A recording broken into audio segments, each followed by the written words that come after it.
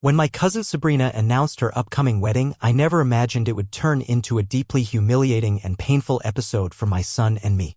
My son Leo, who has moderate autism, isn't always welcome at social gatherings. Many friends and relatives have, over the years, subtly or not so subtly, asked that he not attend their events. As a result, we've missed out on countless celebrations. But I had naively believed that family would be different. That Sabrina, my cousin, would understand.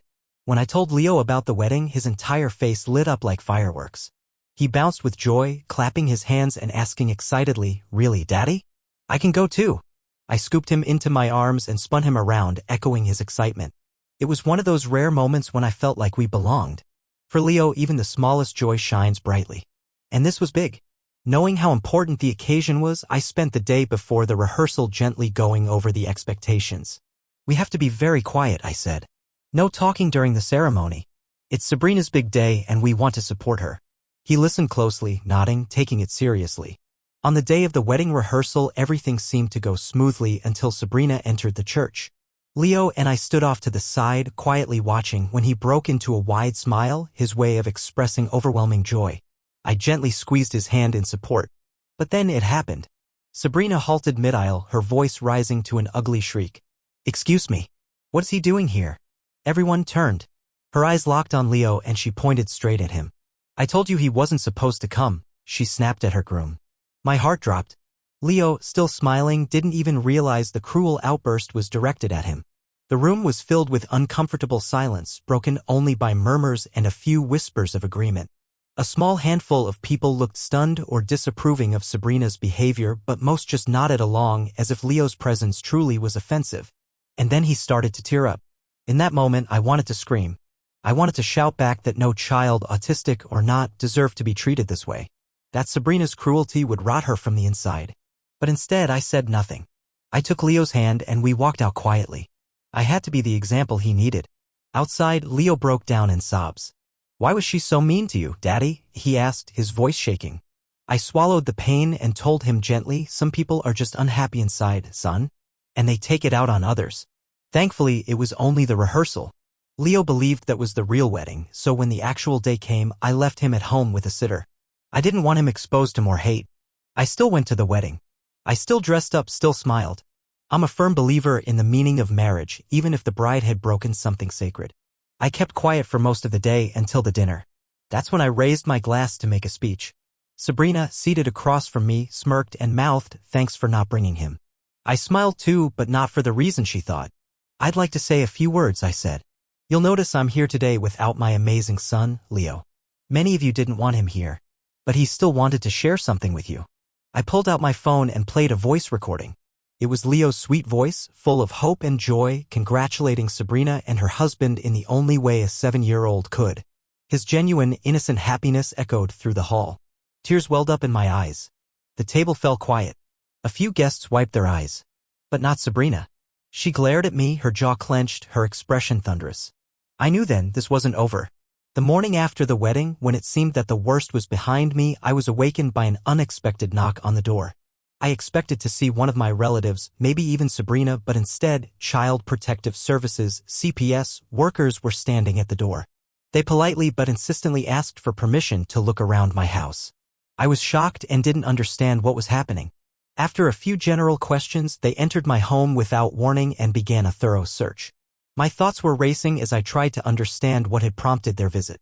One of the workers began taking notes: Leo's mattress without a frame, which we used because of his sensory issues, plastic covers on the furniture because of his frequent accidents, locks on the cabinets to keep him safe from sharp objects. I tried to explain that all of this was part of his autism accommodations, but she just whispered, "That's what they all say," and called her supervisor. After the conversation, she informed me that an emergency removal order would be issued and Leo would be transferred to his closest relative. I immediately offered his grandmother, but the next 72 hours were hell for me. I felt powerless and angry, convinced that Sabrina was behind this. This was no longer just about being excluded from the wedding. She was trying to take my son away from me forever. Sitting in an empty house surrounded by Leo's toys and belongings, I sprang into action. First, I called a lawyer who specializes in family law and disability rights. Then I called my mother, who confirmed that Leo had not been handed over to her despite my request. Next, I called Leo's pediatrician, who was outraged by the situation. He promised to provide all the necessary documents and testify in court. The next morning, I gathered all the documents related to Leo's care, medical records, therapy evaluations, individualized education plans, notes from the pediatrician, anything that could prove I was a good father. My hands were shaking and I could barely organize the papers. I couldn't stop thinking about Leo. Would he get his medication? Did they know about his sensory issues? Did he have his favorite blanket for the night? I called the pediatrician, Dr. Patel, again to see if he could write a letter explaining the accommodations Leo needed. He was furious about the situation. I've been Leo's doctor for 5 years. These accommodations are medically necessary, not a sign of neglect. He promised to provide a letter within an hour and to testify if necessary. While waiting, I turned to my neighbor Rachel, who is a special education teacher. She has known Leo since he was 4 and has helped me implement many strategies at home. She immediately agreed to write a character reference. This is completely absurd. I see you with Leo every day. You are the most dedicated father I know. I was ready to fight for my son to the end. No one had the right to take him away from me without a valid reason. I gathered all the evidence I could and was prepared to defend my rights in court. This was not just a fight for Leo, but for justice. By noon, I had gathered a large package of documents and went to meet with a lawyer who had been recommended to me by a parent community for children with special needs. Her name was Natalie Harper, and she specialized in cases involving children with disabilities. Her office was small but cozy with children's drawings on the walls. Natalie was serious and attentive, quickly taking notes on all the details I told her, from the wedding invitation to the unexpected visit from the social service. Do you think your niece made the call in retaliation for the recording? She asked, raising an eyebrow. I nodded. I know it sounds paranoid, but the timing was too perfect. Less than 24 hours after I embarrassed her at the wedding, social services shows up. Natalie didn't look surprised. Unfortunately, false reports to social services as a form of revenge are more common than you might think. The good news is that we can fight it, she explained. She said that emergency removal of a child requires a hearing within 72 hours. We have to be ready to present our case, which meant gathering more documents and witnesses who could prove my parental qualities. In the meantime, she promised to file an emergency visitation application. They can't stop you from seeing Leo during the investigation, she said. I left her office with a long list of things to do and immediately went to Leo's school. The principal, Mrs. Harris, was shocked when I told her what had happened. She immediately pulled Leo's file and promised to write a letter documenting his progress and our regular meetings. I've seen you with him at every school event, she said. Anyone who spends even 5 minutes with you knows how much you care about him. On the way home, I received a call from my mom. Her voice was strained with anger. I just talked to your Aunt Elaine. It turns out that Sabrina told her that Leo threw a complete tantrum at rehearsal and you did nothing to calm him down. My blood boiled. What? He was perfectly calm until she started screaming. I know, my mom said. But she's telling everyone that you're a neglectful father and Leo is dangerous and out of control. Elaine mentioned that Sabrina is worried that you can't handle his needs. This explained the call to social services. Sabrina had portrayed me as an incompetent parent who could not cope with my son's disability. This realization made me feel nauseous. When I returned home, I had another surprise waiting for me, a Facebook message from Derek, Sabrina's new husband. It simply read, I had nothing to do with this. I'm sorry. I wasn't sure whether to believe him, but I took a screenshot. Maybe it would come in handy later. My phone rang again, an unknown number. I answered it hesitantly. Mr. Carter, this is Kyle from Child Protective Services. I've been assigned as Leo's case manager. My heart skipped a beat. Where's my son? Is he okay? He is currently in emergency placement with a foster family who has experience with children with autism. His voice was friendlier than the woman who had come to my house. I understand that you have requested a placement with your mother? Yes, I answered quickly. She knows his routine, his medications, everything. We considered all possible options and chose the best one. And I want to tell you the news that you will be able to see Leo tomorrow at 3 o'clock. At their office, continued Mike's case manager. My heart almost jumped out of my chest, my knees buckled, the relief was so strong that I almost fell down. After the call, I immediately dialed Natalie. She was happy, but her voice remained restrained. That's good, but be careful. They'll be watching your every move. Be natural, but keep yourself under control. Even if Leo is upset, no accusations, no negative words about CPS or your niece. That night felt like an eternity. I kept going into Leo's room, instinctively searching among the pillows and blankets, hoping to see him sleeping, hugging his dinosaurs. But the bed was empty. The image cut into my chest like a knife. I lay down on his floor. I couldn't bear another night away from him. The next day, I arrived at the office an hour early, holding Leo's favorite toy in my hands, a soft blue octopus he called Squeeze. The room greeted me with dim posters and uncomfortable plastic chairs. Time dragged on painfully slowly. When the door finally opened and Leo walked into the room, I could barely stop myself from rushing over to him. He looked exhausted, with dark circles under his eyes. But as soon as our eyes met, his face lit up. "Dad," he exclaimed and threw himself into my arms. I picked him up and held him as tightly as I could. Over my shoulder, I saw caseworker Kyle watching us with a stony expression on his face. "Hi, kid," I said, my voice trembling. "I missed you so much." Leo chattered nonstop about the strange house, about the woman who couldn't cut sandwiches right. My heart was breaking. He didn't understand why he couldn't go home with me. When the hour was up, everything fell apart. He burst into tears, clinging to me with his arms and legs, screaming at the top of his lungs. I tried all our usual methods of calming him down, but to no avail. His cries grew louder and louder. "I want to go home. I want my daddy." The employee cautiously tried to pull him away from me. He screamed and writhed in my arms. I could barely hold back my tears, but I couldn't let myself cry. Not now. Not here. I had to look calm. When they carried him down the hallway, I remained standing, pressed against the wall, empty-handed and heartbroken. After that, I got into the car and cried.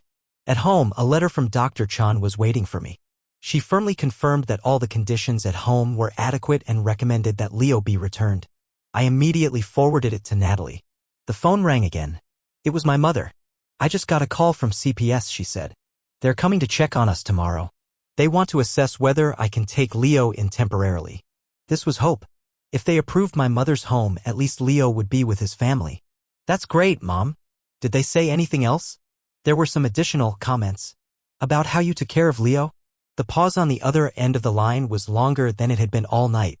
My stomach twisted when I heard the words "additional comments." They didn't say who it was from. But my mother just sighed bitterly. "I think you know. Sabrina." She was at it again. And it seemed like she was going all out. I could only imagine what new lies she was telling about me. The very thought made me boil with rage. And, against all advice, I did what I probably shouldn't have done. I called her. To my surprise, she picked up the phone. "What do you want?" Her voice was cold. "I want to know why you're trying to take my son away from me," I said, clenching my teeth to keep my emotions from spilling out. "I'm not doing anything," she replied with feigned indifference.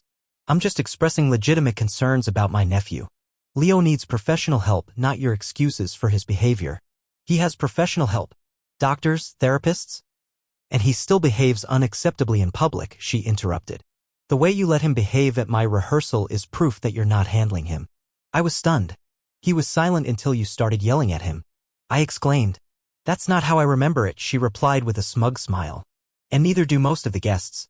And then it dawned on me, she was gathering evidence against me. People who either didn't understand Leo or were deliberately distorting the truth. I hung up before I said something I would regret. I immediately called Natalie. She warned me sternly. "Don't contact her anymore. And document everything. Everything that happened, the chronology, the details, even the little things." I spent the entire evening recalling the events from the wedding invitation to the first CPS visit, writing everything down point by point. The next day, we had a hearing.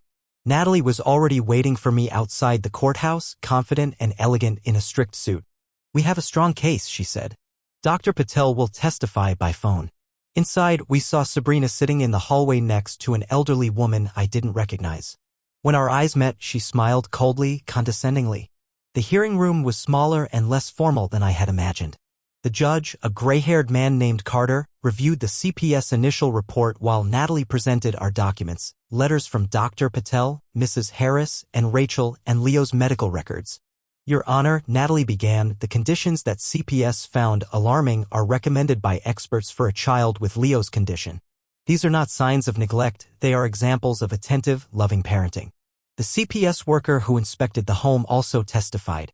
When Natalie asked her about her experience working with children with autism, the woman was forced to admit, "I have limited training in this area." "Did you consult with autism specialists before reaching your conclusions?" Natalie asked. "Well, no." "Thank you," Natalie interrupted her gently but firmly. Then Dr. Patel testified. Her words were uncompromising. She explained each condition in detail, gave examples, and emphasized that under her care, Leo had made significant progress. I have patients whose parents refuse to implement such strategies, she said. Mr. Carter has done everything possible and more to create the right environment for his son. I finally felt that we were on the right track. Until that moment when the CPS prosecutor called the next witness. I felt my blood run cold. It was Sabrina. She approached the stand, pretending to be sad and restrained, but her eyes shone with almost undisguised self-satisfaction. And she began to tell her story, but it was not the truth I knew. According to her, Leo was uncontrollable at rehearsals, shouting and disturbing everyone. She even claimed to have seen me grab him roughly when he got upset. I've been concerned about my uncle's ability to be a father for years, she said with feigned sincerity. I only contacted CPS because I genuinely care about Leo's well-being. Natalie didn't waste any time. Her cross-examination was relentless. Miss Monroe, isn't it true that you contacted CPS less than 24 hours after Mr. Carter played the recording of his son's voice at your wedding? Sabrina was taken aback. It was just a coincidence. And isn't it true that you didn't want Leo at the wedding in the first place because of his autism? It's not exactly. Yes or no, please?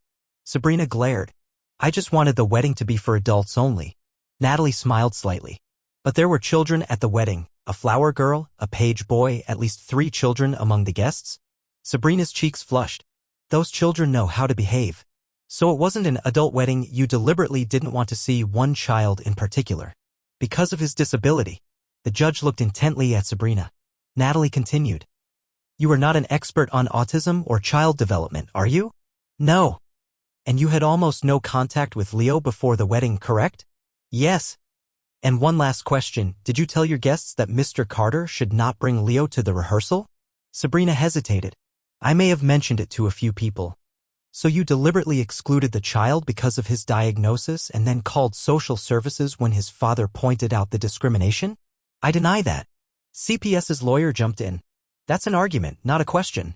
Satisfactory, the judge muttered, but his gaze was grim and fixed on Sabrina.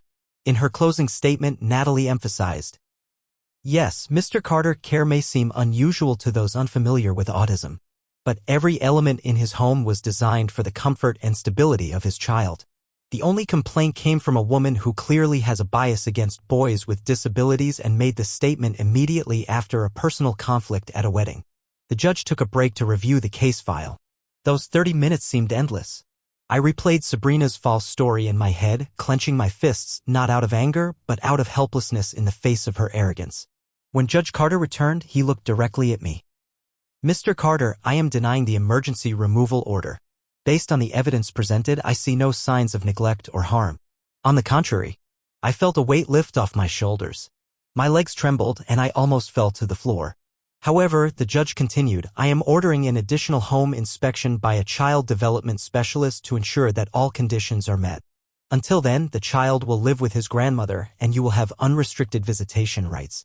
It wasn't a complete victory, but it was very close. Leo will be with his family, and I will be able to see him whenever I want. When we left the courtroom, Sabrina pushed past me, her face contorted with anger. This isn't over, she hissed, stopping almost right in front of me. Natalie carefully put her hand on my shoulder, her voice loud and firm. Deliberately so that Sabrina could hear. Actually, I think it is the end. And if you make one more false statement, my client will sue you for harassment. That same day, I was allowed to take Leo from his foster family. His foster mother turned out to be a friendly woman, although her eyes spoke of exhaustion. He hardly slept, she said quietly. He kept asking about his dad, and about his room. When Leo saw me, he was torn between joy and caution. It was as if he was afraid I would disappear again. But as soon as I said, we're going to Grandma's, kid, his body instantly relaxed. Will you be there? Every day? He asked anxiously. Every day, I promise. On the way to my mother's house, he fell asleep, clutching squeezed tightly in his hands. I couldn't stop looking at him in the rearview mirror. I couldn't believe he was with me again. At my mother's house, we set up a temporary room together. I brought his heavy blanket, a board with his schedule and his books. My mother had already stocked the refrigerator with Leo's favorite foods. I always knew that girl would be trouble, she grumbled as she unpacked his things. Ever since she was a child. A typical bully. I told her about Sabrina's threats at the courthouse. My mother snorted contemptuously. Let her try. We're ready now. That night, I slept on an air mattress next to Leo's bed. Around midnight, I woke up to find him standing there, crying. What's wrong, kid?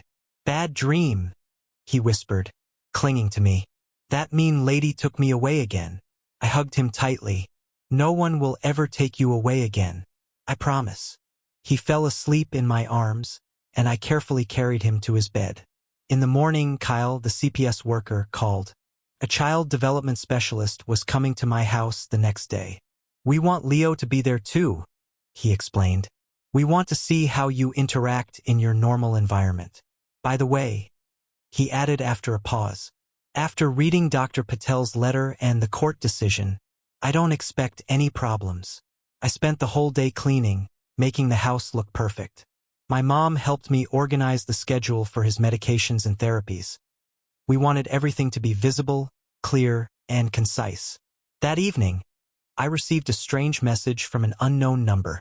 Check your email. You need to see this. No subject, just an attachment, a video file. I clicked play, and my heart sank. It was footage from Sabrina's wedding reception, filmed by someone at a nearby table. First, my toast, Leo's voice recording.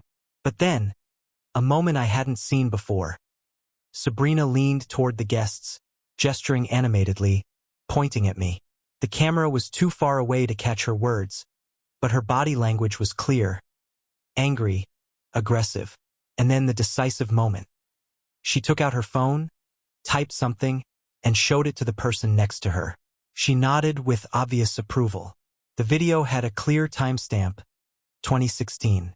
That was the exact time that, according to my CPS file, was marked as the moment when Sabrina filed her first complaint.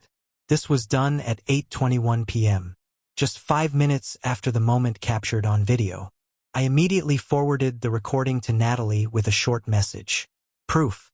Sabrina made the call directly from the wedding. Her reply came within seconds. Bingo. Who sent this to you? And then it hit me. I still didn't know who the sender was. I replied to the same anonymous number. Thanks.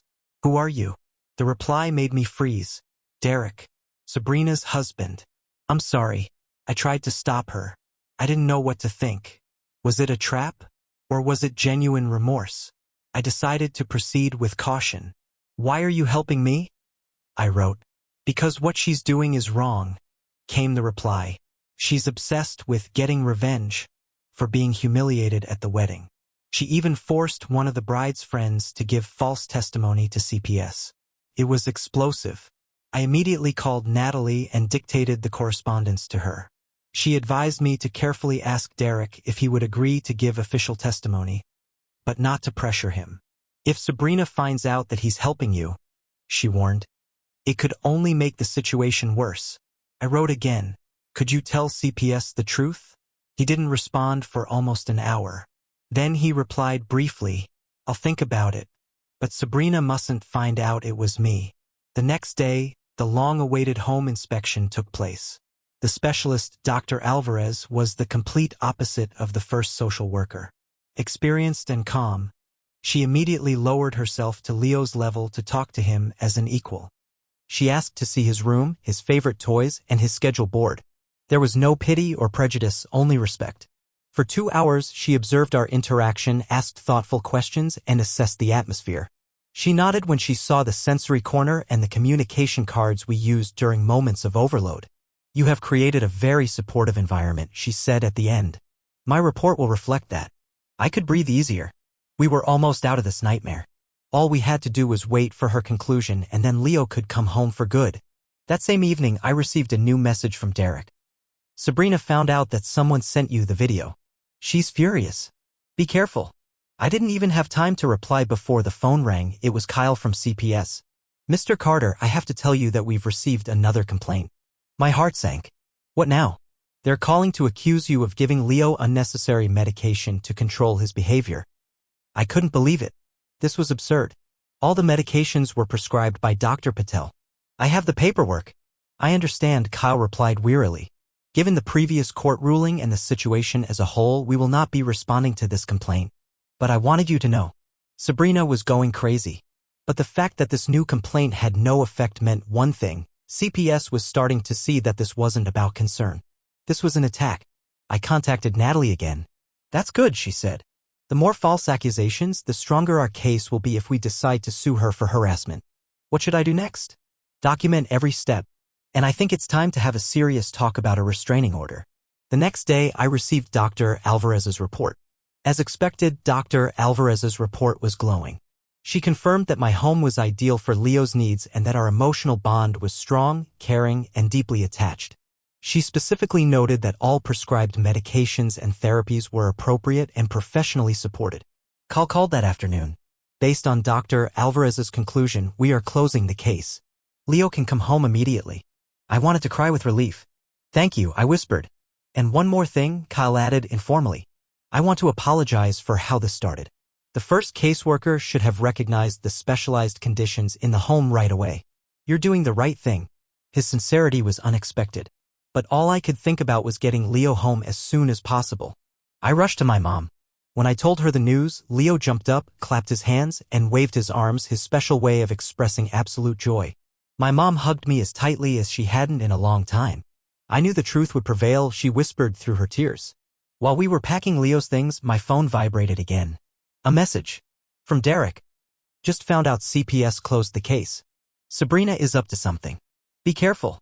I stared at the screen for a long time. My hands were shaking. Just when I thought it was over.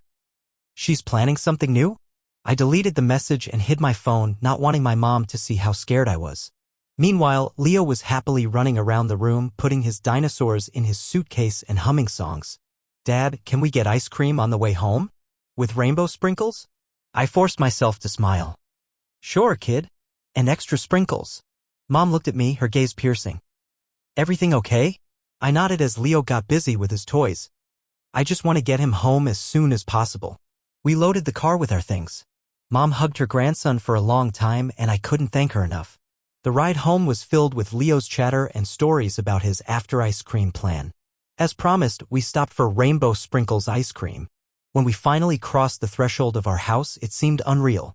After everything that had happened. That night, when Leo was asleep in his own bed, I sat in the kitchen and thought. Sabrina hadn't stopped. And I couldn't live in constant fear of her next move anymore. It was time to act. The next morning, I called Natalie. I need to know what we can do, I said as Leo ate his breakfast peacefully, arranging his cereal into his favorite patterns. Derek warned me, she's up to something again. Natalie didn't hesitate. We already have several documented false statements. This is harassment. It could even be defamation, depending on what she has said to others. We can file for a restraining order. Or even seek civil liability. I just want her to leave us alone. The quickest way is an official warning. I'll draft a letter demanding that she cease her harassment. Legal language sometimes works better than words. I agreed and she promised to send the document the next day. In the meantime, I called Dr. Patel to update her on the situation and schedule Leo back into her regular schedule. The next day, he went to school. The return was as smooth as possible. His teacher, Mrs. Green, had supported us the whole time, sending assignments and checking in on us. That morning, she approached me at the entrance. We're all on your side, she said quietly. The whole school knows what you've been through, and we're with you. If anyone suspicious asks about Leo, Mrs. Green said as we parted, we'll let you know right away. I thanked her sincerely. It was a relief to know that we weren't alone, that there were people who had become our allies. That same day, Natalie sent me a letter demanding that the harassment stop. It was restrained, legally precise, and at the same time ruthless. It outlined all of Sabrina's actions and warned of the possible legal consequences of further interference. I printed it out and was going to send it by registered mail, so she couldn't pretend she hadn't received it. In the evening, I was helping Leo in the bathroom. He was laughing, playing with the foam, telling me about dinosaurs. Then the doorbell rang. Just a minute, kid, I said, drying my hands and going to the door. I peeked through the peephole and froze. Sabrina. It was like a punch in the stomach. My first thought was not to open the door. But then I realized that this might be my chance to end this story once and for all. I opened the door and stood in the doorway, blocking her way. "What do you want?" I asked coldly. She looked different.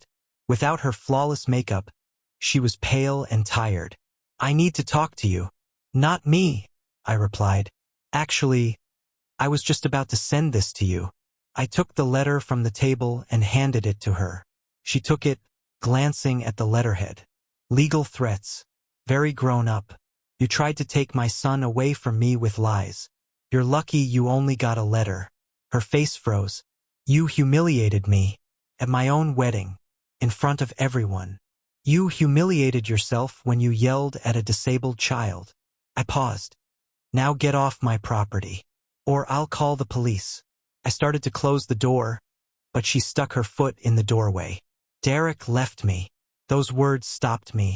I stared at her silently. 3 days ago, he said he couldn't live with someone who did that to Leo. I didn't know what to say. Somewhere deep inside, I felt a brief sense of satisfaction, but it vanished instantly. It didn't matter anymore. "This is between you and Derek," I finally said. "It has nothing to do with me or Leo. He helped you, didn't he?" Her eyes narrowed. "He posted the video.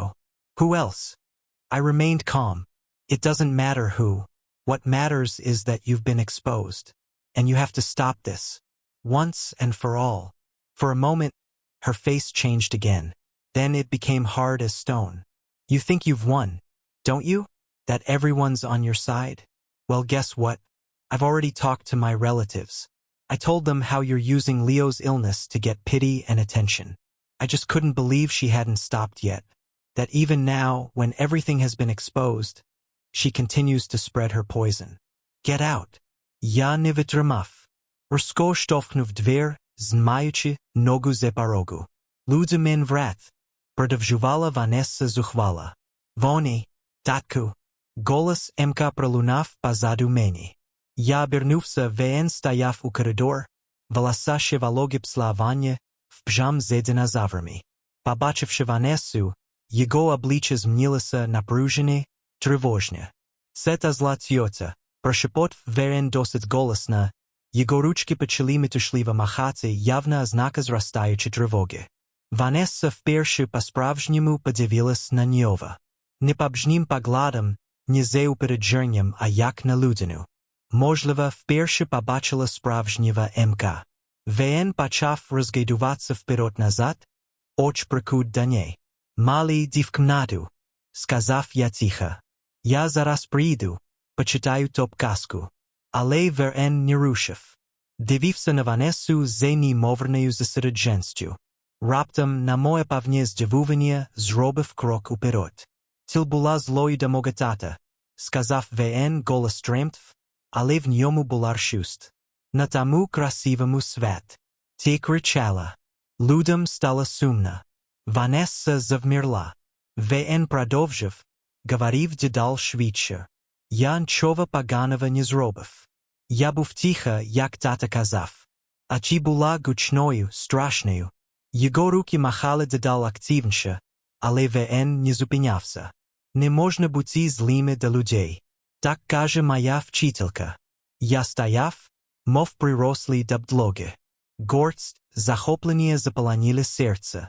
Емікратка син той, хто зазвичай ховається веде конфліктів, зараз сам за себе постояв. Своїми словами. Ванесса подивилась на нього, потім на мене. Обличчя було пустим, важким для розшифрування. Раптом, без жодного слова, вона розвернулась, пішла. Я одразу кинувся до МК, він вже перейшов у повне самозаспокоєння. Розгойдувався, махав руками, дихав часто. «Ти був дуже хоробрим, малюк», – сказав я, ведучи його назад до кімнати. «Я дуже пишаюся тобою». Ця ніч заспокоїти його було важко. Ми пройшли весь наш ритуал до вечері, поки тривога поступила з сну. CPS. Given the overall picture, Kyle explained, and Dr. Alvarez's positive conclusion, my supervisor has flagged this complaint as potentially malicious.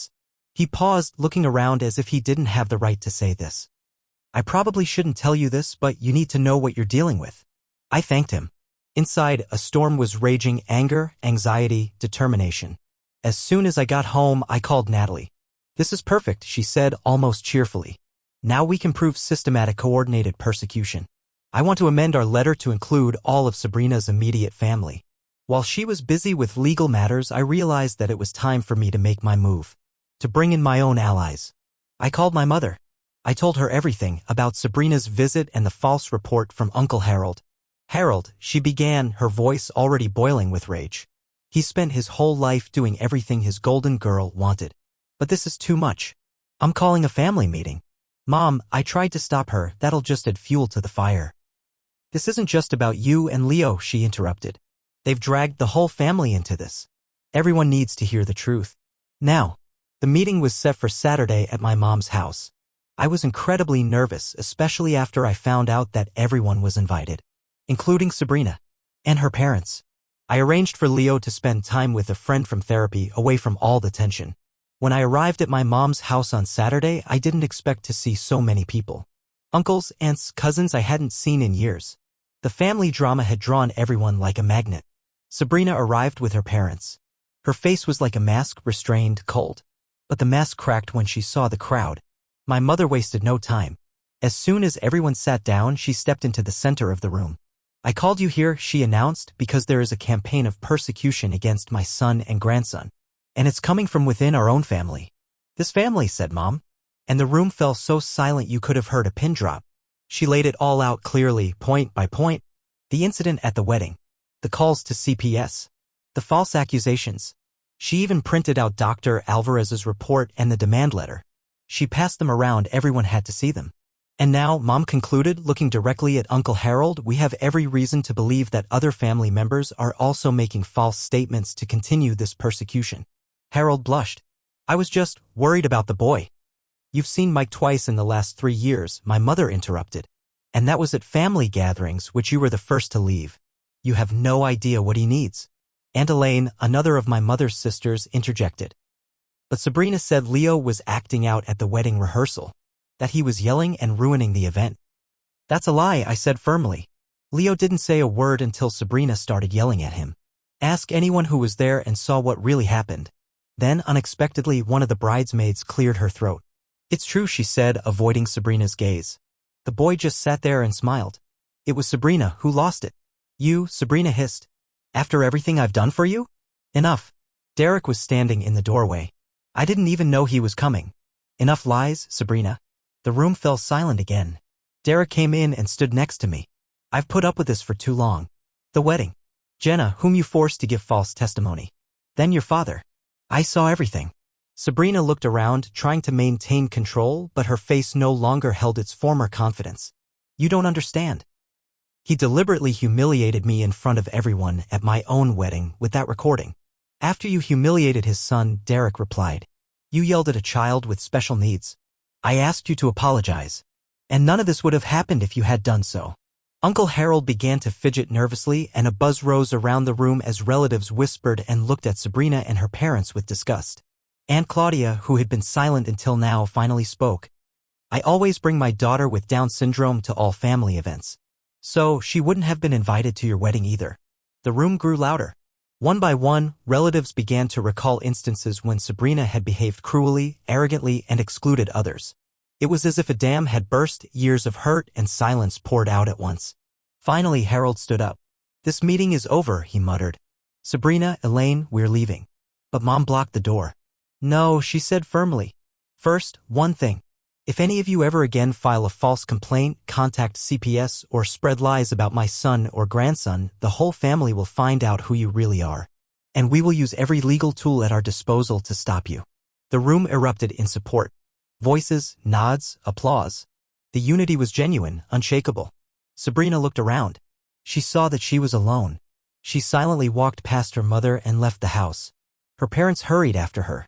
Derek remained. I'm sorry I didn't speak up earlier, he said to me. I hoped she would change her mind. But now I see I was wrong. I nodded.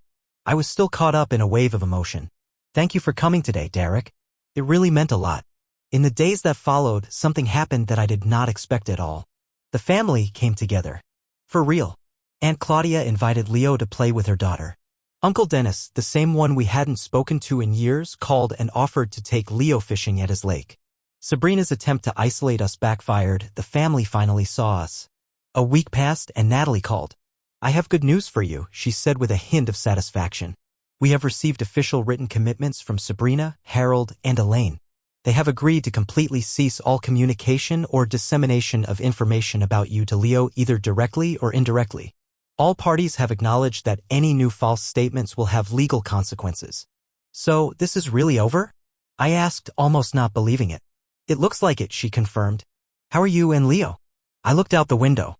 In the backyard, Leo, magnifying glass in hand, was examining bugs in the grass. Focused. Calm. In his element. "We're fine. Actually better than ever. And for the first time, truly included in the family." The ordeal had been difficult, frightening. But something beautiful had sprouted through the wreckage. People who had previously kept their distance now wanted to understand. They wanted to be there. 3 months had passed. Leo and I arrived at my cousin Ethan's house for a family barbecue. Leo was nervous at first, holding my hand tightly as we approached the crowd. But then Aunt Claudiana's daughter ran up to him and grabbed his free hand. "Come on. I'll show you where the sprinkler is. It sprays really far." Leo looked at me. I nodded encouragingly.